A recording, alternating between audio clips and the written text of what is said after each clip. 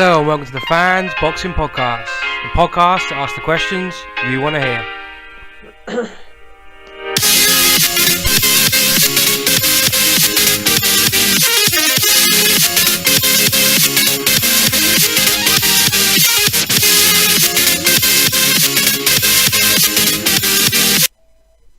Hello, I'd like to welcome to this week's show, Lowestoft and Barnsley's professional boxer, Craig Poxton. How are you doing today, Craig?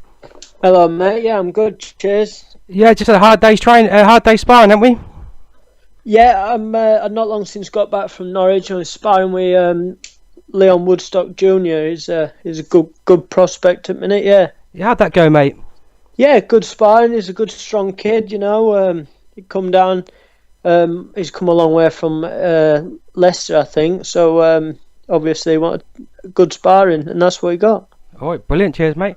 As everyone can tell by your accent, you're not a Lowestoft lad by born. Have you got fond memories from your Barnsley days, Craig? Yeah, obviously I'm proud of my roots. Don't get me wrong. You know, I lived in Grimethorpe in Barnsley up until I was 9-year-old. I got a lot of family up there, and I go back when I can. When obviously I'm training or work, but yeah, I like the place. You know, it's where I'm from, and I hold a lot of memories. Like you said. Yeah, great stuff, mate. Is that where the passion for boxing come in Barnsley, or did it come in Lowestoft way? Well, I did start in Barnsley. I wasn't there for long. At the Hard and Fast boxing club in Cuddiff, where my brother used to box. But then, like shortly after starting, I moved to Lowestoft. And once we'd moved here, I got into gym as soon as I could, and it just happened to be Lowestoft ABC. I got recommended to ABC. So how did you take to the boxing to start with then, Craig? I loved it. To be honest, I think my family just thought it'd be another kid picking some up, you know, a little fad. Like I think every kid's played basketball or something else, you know. Yeah. And it lasts a couple of months, and then here we are, 18 years later. Great stuff. Obviously, could you just recap your early days as a schoolboy amateur, please, Craig? Yeah, I had my first fight when I was 11. I'd been in gym 2 years. I think my first fight were a Kingfisher show over at the Ocean Rooms in Galston. Yeah. I fought one of the Dougal brothers. I think Leon was the older brother. I fought him for my debut. And then I boxed. My second fight was at Kesselland Holiday Village on the home show. And then my third fight, I fought Lewis Dougal, who was Leon's younger brother. He beat me, and then I boxed him on the rematch on the Lowestoft show and stopped him. And to be honest, I can't really remember too many more of the names. I just used to go to the gym and get on with it, sort of thing. But I loved it. I always have done. I love watching it. I love reading about it, and it's just a brilliant sport, I think. Yeah, of course. Yeah, we love it. We love it, mate. Just say, do you have much success as an amateur then? Over them years? Well, I did box for England. I only had one fight for England. I got to the national finals of the schools in the same year. And that was, I think, about 45 kilos. I got beat on a split decision by, bear with me, I'm useless with names, Paddy something or other. And Paddy Jones was his name. He beat me 4-2 on points. He had a standing count in the first and the third. Well, I give him a standing count in the first and the third, and he beat me 4 points to 2. So, and then within a few days, I got a phone call. They wanted me to represent England in the Four Nations up in Scotland at 48 kilos, or the next weight up, like so. Yeah, how'd that go up in Scotland? Yeah, I wasn't the best I've ever boxed, I won't lie. I just one of those days where I just didn't perform, to be fair. Boxed a very good kid, Ryan Griffiths, I think his name was, from Wales. Yeah, that's great stuff. Obviously in the career, did you what held you back as an amateur? Anything? Well, it's not really. Because I'd done it so long, obviously, the years when I was 12 and 13, I was a little bit, you know how your heart goes a little bit, and you're not fully committed because you're still a kid. I had some time off. just a summer off, I think, just some rest, and then and I felt so much better being back in the gym because I'd missed it, Yeah. And then I started just boxing a lot better, picking things up, listening, things were going in better. I just enjoyed it again, Yeah, of course. Did you look up to anyone in the gym at them days, mate? Any Well, inspirations? Well, to be honest, when I first went to Lowestoft, obviously Mark Hawthorne doing what he did, I went up north and watched him box. Yeah. And then Danny Kemp were about, obviously. But you've always, thing is, all my life I've been compared to somebody else. Do you know what I mean? So I am really, not begrudgingly or in a nasty way. I've always been compared to somebody else. So I always try and rather than look up to somebody, I always try and train harder because I don't want to be compared to somebody else, if that makes sense. Yeah, of course. Like, when I first started boxing, my brother did well as an amateur years before I were even born. So then they were like, "Oh, he just wants to be like his brother." But then you start getting a little bit of recognition for yourself, and then you're in gym, and it's like, "Well, Mark Hawthorne's done this, and then Danny Kemp's done that," and do you know what I mean? So I never really had a chance to look up to too many people. Don't get me wrong; when they're in there, you try and learn off these sort of people. Do you know what I mean? Yeah. And I watch boxing all the time and just try and pick little turns up, little movements that you might not even realise if you're just a casual boxing fan, but you study it and you try and pick it up and you jump up in your living room, you just keep trying to work on little things and improve all the time. Yeah, did you follow any boxers, like any famous boxers as a kid then? Well, obviously Naz were a massive draw, do you know what I mean? He was the one to watch. And then when I was really young, it was just a case of boxing were on. I didn't really know who or what. I just sit with my dad or sit with my mum or whoever and just watch the boxing. Yeah. And like my stepdad as well, I used to sit with him. But as I got older, it was like you had the famous five from Manchester when I was about 13, 14 with Hatton and Gomez and everybody else, all the fighters, and Brody were about. So it was good to watch. And then when you watched overseas at like Tapia and Johnny Tapia and Barrera and the likes of them, you know what I mean? And then going back and you watch the old fighters like Sugar Ray Robinson and stuff like that. So you and even Willie Pep, and I used to get the boxing magazine and you used to get the DVD, you know, and you watch all the old fighters, the new fighters, and just try and learn. Yeah, just try and mimic things, isn't it? That's it, yeah. I say, what was the highlight of your amateur career then?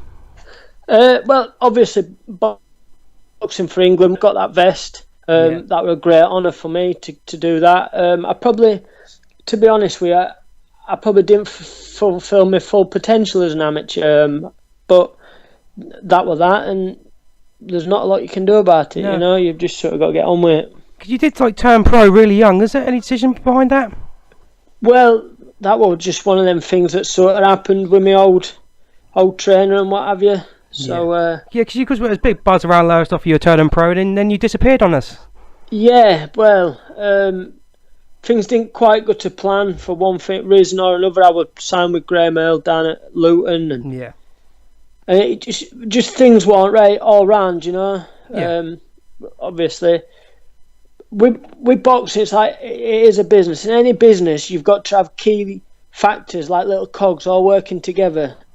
Yeah. And if one thing isn't quite working right or something like that, it knocks everything else out of sync and it just don't work. And for whatever reason, one reason or another, at that time, it just wasn't right. But I'm a big believer, as I said, these things happen for a reason and all that. And look at now, I had 3 years away from the gym, got back in touch with Matt Smith at Ultimate Boxing and Graham Everett and the Shamrock Promotions, and we've sort of gone from Poxton's back doing a bit of boxing, he'll do nothing, do you know what I mean, to building the following back up, and people have got a bit of belief in me again, and it's good. I love it. I walk in the gym, I'll tell you what, Ultimate Boxing is a brilliant gym for the atmosphere as well, you know, because even though there's all different levels in that gym, there's just a good atmosphere. There's a little bit of a buzz about it. Everybody wants to learn. Everybody wants to train hard, and it's good.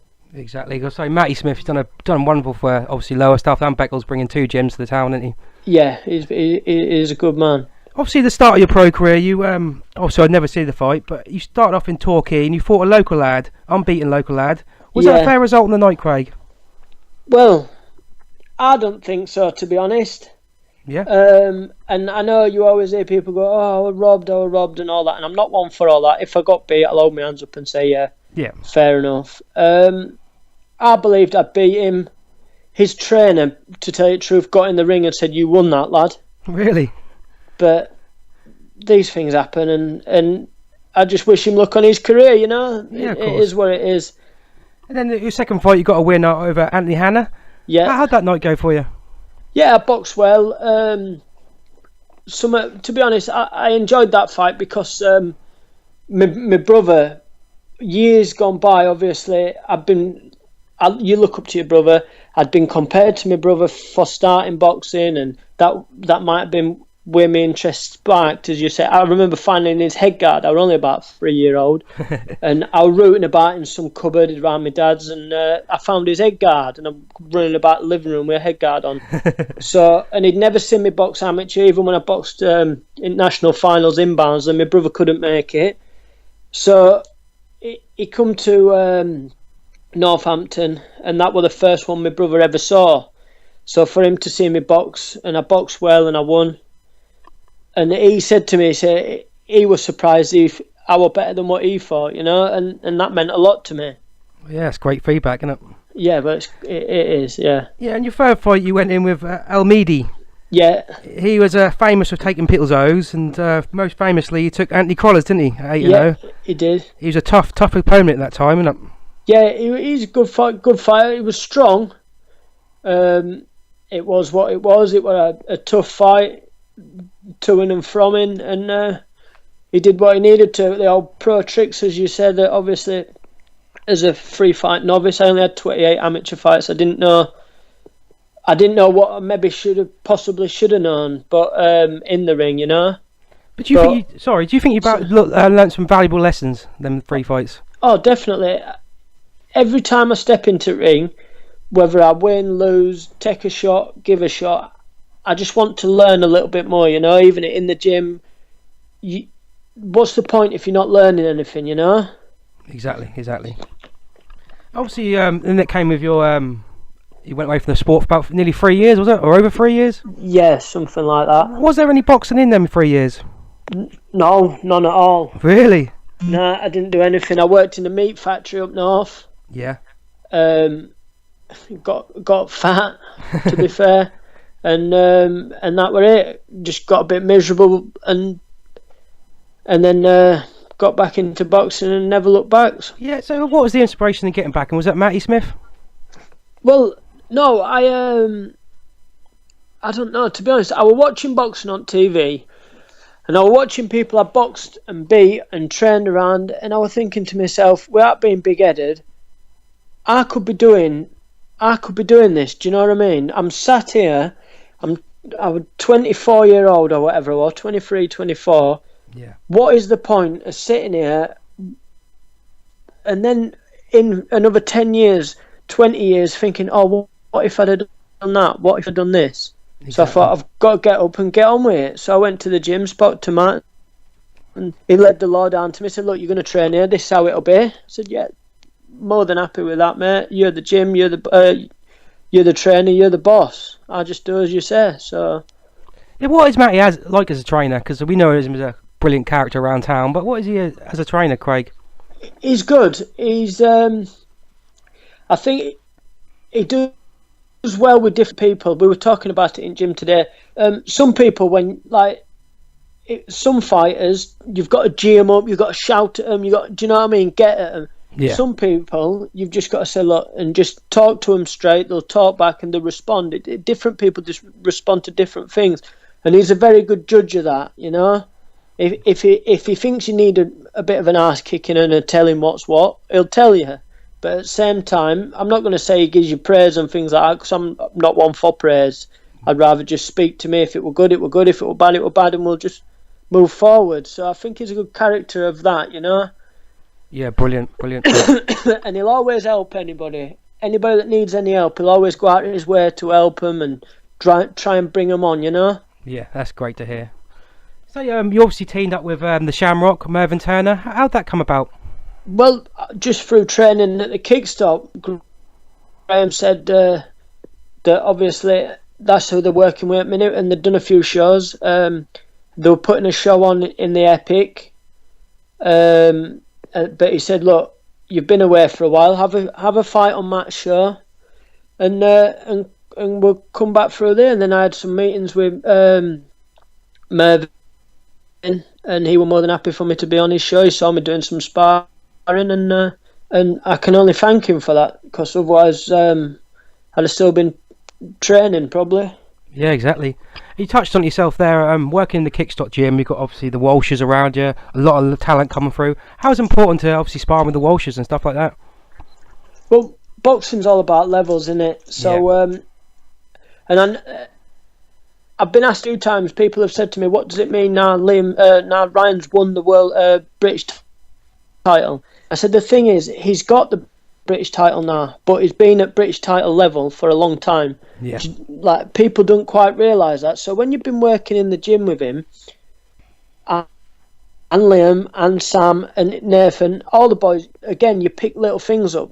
But when you're in that ring with them and you're sparring, and you're getting caught with different shots that you're not used to them throwing, or not used to, people not at that level wouldn't throw them shots. So you get caught a few times, you're like, bloody hell, I better sort of address this, you know. Yeah. So that's how you learn, and it's good. And then when you do see him getting the belts and the recognition and everything else that comes with it, it brings a bit more buzz back into the gym as well with him, you know. Yeah, it's brilliant. Let's say your first fight or first comeback fight was against Christian Late. Yeah. It's sort of one of them people you can't stop, really, an awkward fighter, isn't he? Yeah. How do you feel the pressure about going back into the ring?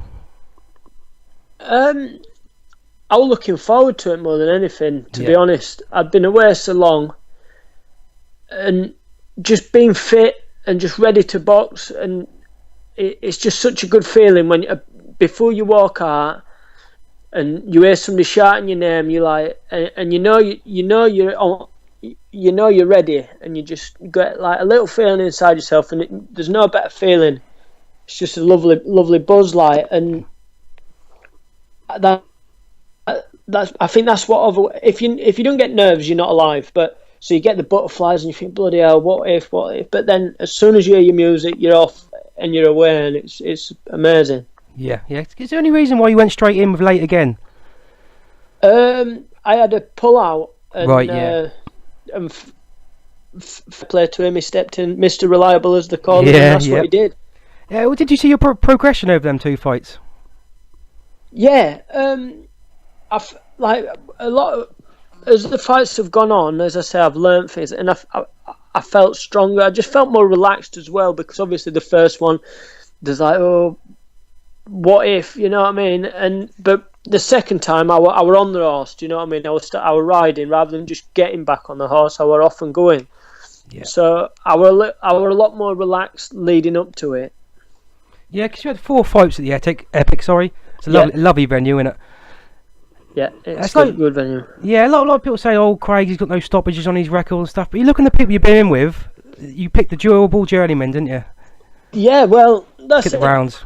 Well, the thing is, don't get me wrong. If I can take somebody out, I'll take them out. But at the same time, I'm 27, and I'm sure Graham and Matt, I leave it all to them. They tell me I'm fighting. So I fight them, and I'm sure that they know what they're doing. They want me to get the rounds. They want me to learn as regards moving forward, you know. So that's just the way it's panned out. I've only had the one stoppage, which were at Mercy. Yeah. Excuse me, Jack Heath, and but I put Ben Morris over sillily. I put him over end of the first round, and I thought the ref had stopped the fight, but when he waved his arms, he would actually tell me that the bell had saved him. So I was jumping about like a loony thinking I got a knockout.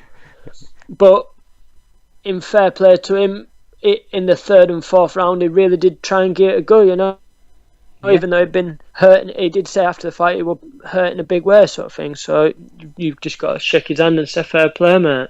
Yeah. And a couple of months later, you were put in with Pickering, and that's when you come on a lot of people's radar, wasn't it, of that win? Yeah. Can you just talk us? Obviously, he was a former British and Commonwealth and European champion. Can you just talk us how that fight come about, Craig? Well, obviously with boxing, you're getting phone calls and offers all the time, and Graham put this one to me, and I said, well, why not? It's a winnable fight. It's a hard fight. Ishan Pickering had sort of handpicked me as his comeback. Then I heard through the grapevine he'd said in a report somewhere he were going to beat me, then fight for the British title, win the British title outright. So I said, fair enough, let him have the fight. So we had the fight, and I beat him. I think I learned a lot in that fight as it were going on, you know. Yeah. So and I felt I was getting better as the fight went on as well, and that's when I said to Matt, I said, I'm looking forward to stepping up from 4 to 6 rounds and then and so on, you know, because I was settling in. Yeah, because obviously you're the massive underdog on the night. How did that affect you being the underdog? No. Less pressure? To be honest, they read all his accolades out and what he'd done and everything. And after my fight, I spoke to my brother, and he said that there were some Pickering supporters sat there, and they sort of said, "Oh, this is going to be an easy one," you know, because obviously I'd done nothing. And my stepdad even said, "Bloody hell, what they got our Craig into here like?" And they were shouting everything, going mad, and I just sort of smiled. I said to Matt, "Don't worry about none of that." I said, "I'm confident in what I can do." Yeah. And I did. So yeah, that's a massive victory away from home. That was. Yeah. But like you said, you got the stoppage against Jack Heath next fight, and then straight in with George Jupp. Yeah. And a lot of people want to know about this. Were you struggling with the weight up to that fight? Because obviously on the weigh-in you had to lose a pound, didn't you? Yeah. No. I was fine with the weight. 9 stone 4 is my weight. I'd done well. I'd done fine. I felt I got off.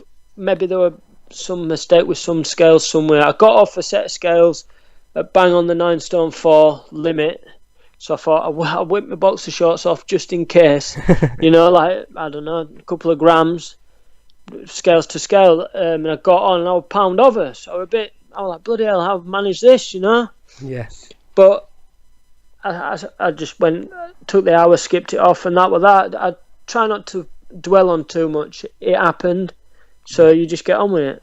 Exactly. Obviously, like you say, you don't want to dwell on too much. But one good thing about that night was the support, wasn't it, for you that night?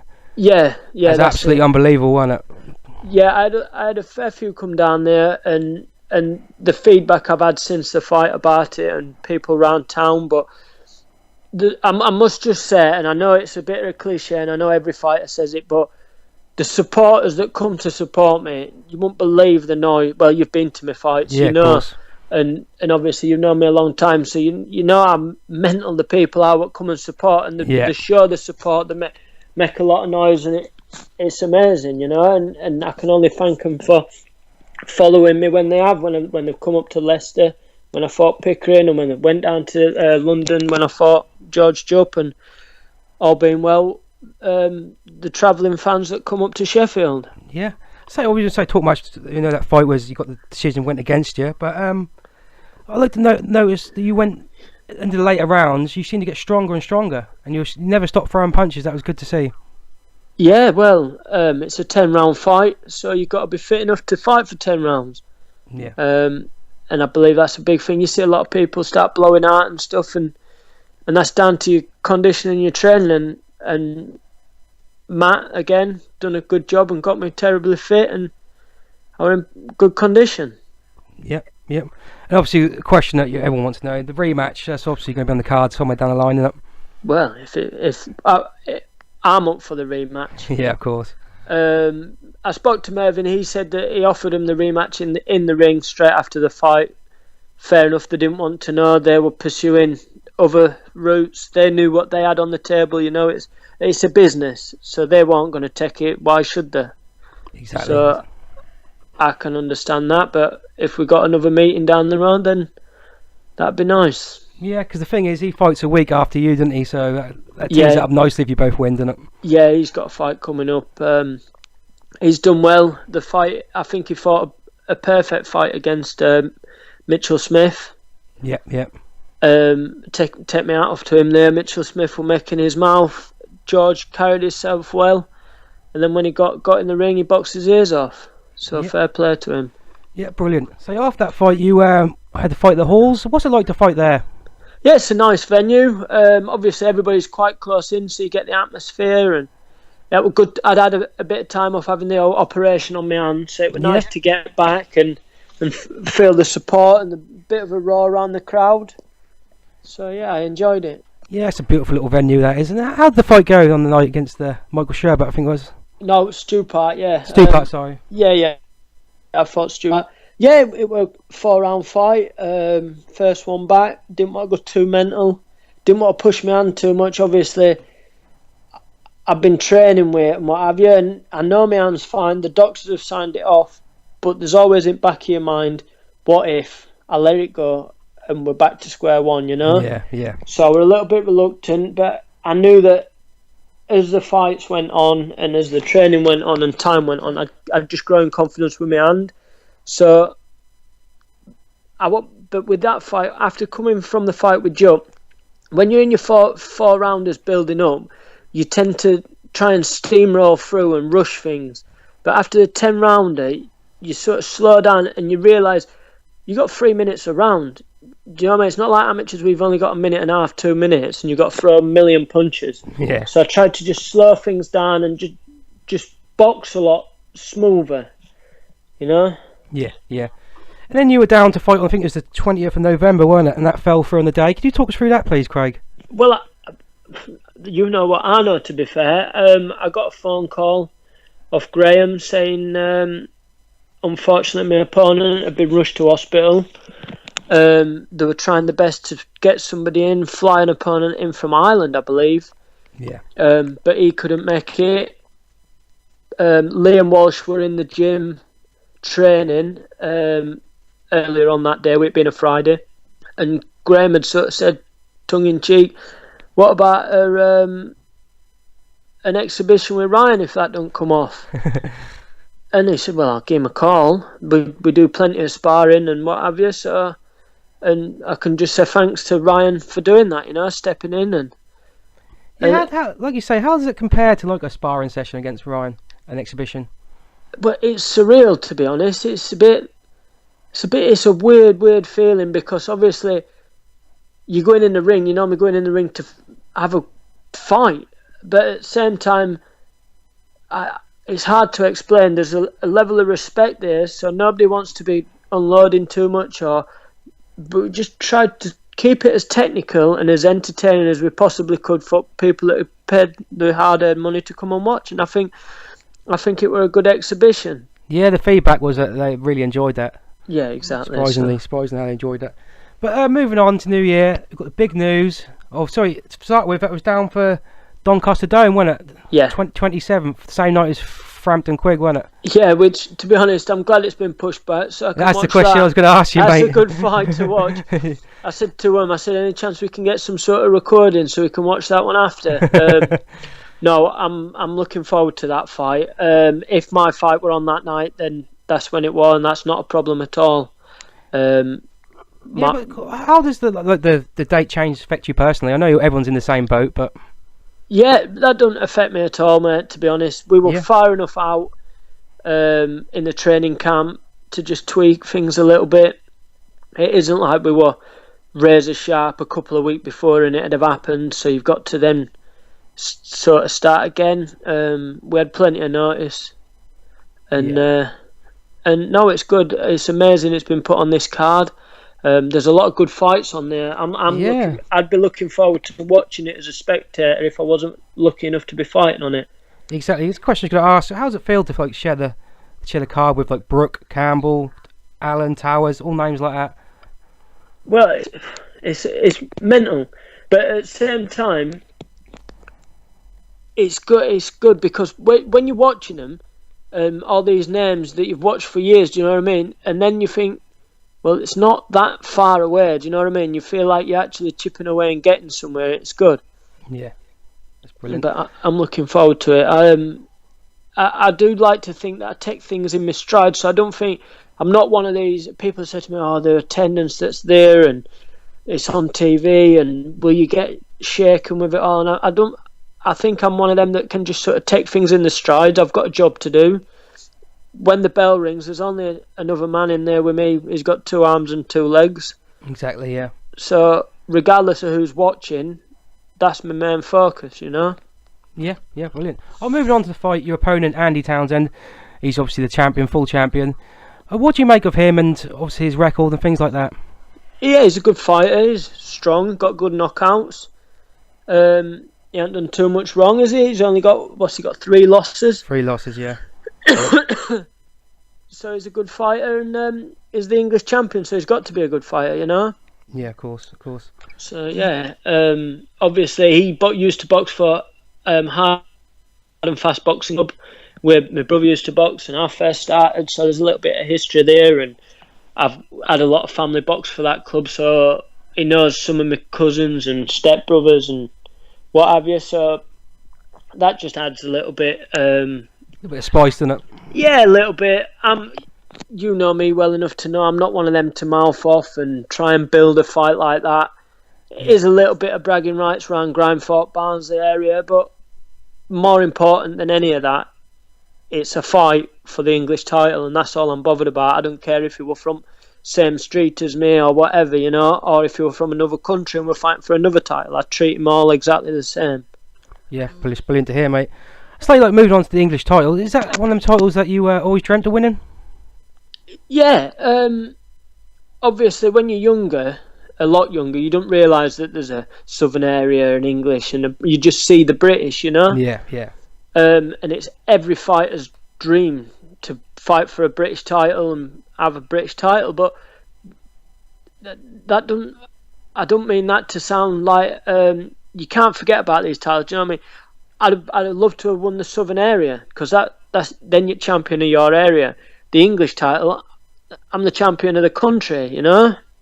Yeah. So and then British is the British Isles. So I want to win every fight I'm in, and I want to win every title that I'm challenging for. Yeah, because obviously we win this fight. Is it? We look to defend this belt locally. That'd be nice to hear, wouldn't it? I think that'd be good to get in Norwich. That'd be nice to repay sort of Shamrock and Mervyn by getting that fight on their card, you know.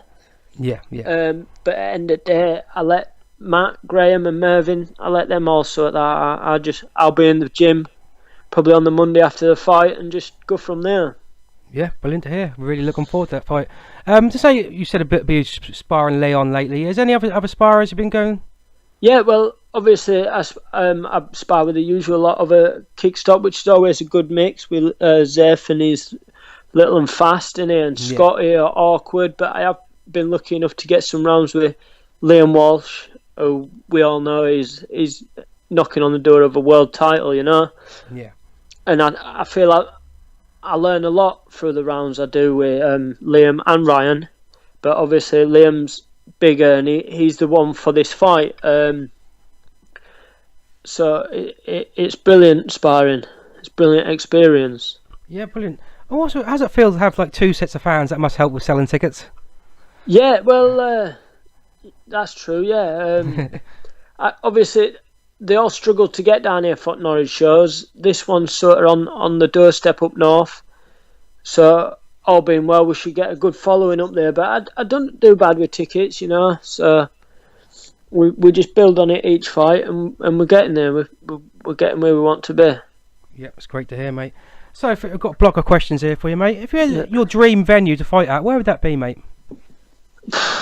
Well, a dream, obviously, of in America. There's you watch at MGM and things like that, you know, or Madison Square Garden if you watch the old fights back. In England, every fighter's dreams to box at York.